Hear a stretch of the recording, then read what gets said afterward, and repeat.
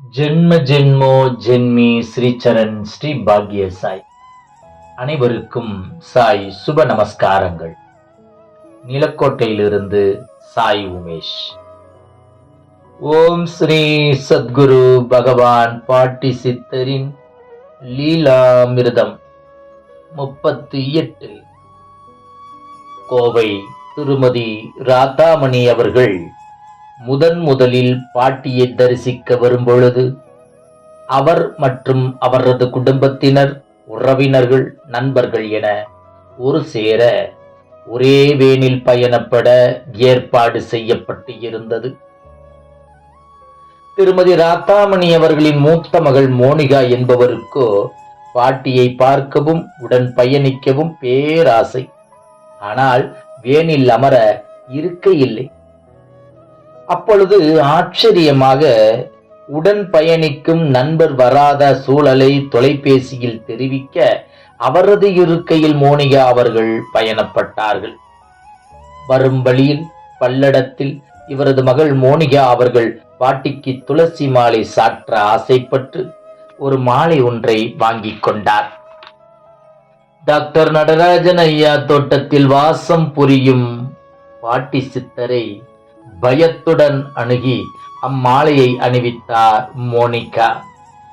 பாட்டி புன்முறுவலுடன் அத்துளசி மாலையை ஏற்றுக்கொண்டு மோனிகாவை பார்த்து, நீ நல்லா படிப்ப, நீ நல்ல நிலைக்கு வருவ என்று கூறி ஆசீர்வாதம் செய்து தன் கழுத்தில் போட்டிருந்த மாலையை கழட்டி மோனிகாவின் கழுத்தில் போட்டுவிட்டார் நம் பகவான் பாட்டி சித்தர்.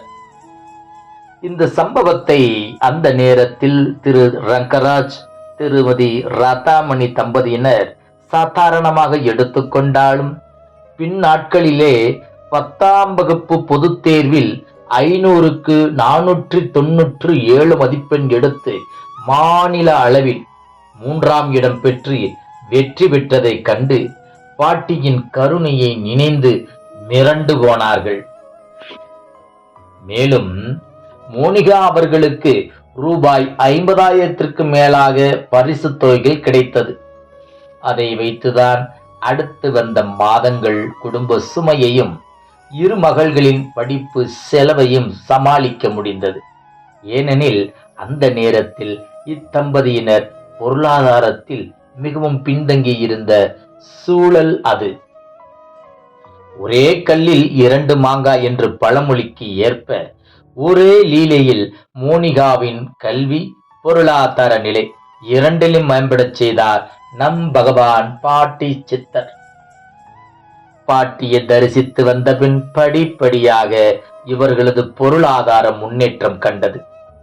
மேலும் இவர்களது மகள் மோனிகா 12ஆம் வகுப்பிலும் மதிப்பெண்கள் அதிகம் பெற்று கோவையில் பிஎஸ்சி டெக்னாலஜி பிரிவில் இலவசமாக சீட் கிடைத்து எவ்வித அதிக கட்டணம் இல்லாமல் பொறியியல் பிரிவில் பயோமெடிக்கல் படித்து முடித்துவிட்டு மேற்படிப்புக்கு கனடா சென்றார். அங்கேயும் நல்ல மதிப்பெண்கள் பெற்று கனடா நாட்டிலேயே நல்ல வேலை, நல்ல சம்பளம் கிடைத்து இன்று பல சொத்துக்களை வாங்கி கொடுத்துள்ளார் மோனிகா. எல்லாம் பாட்டியின் கருணை.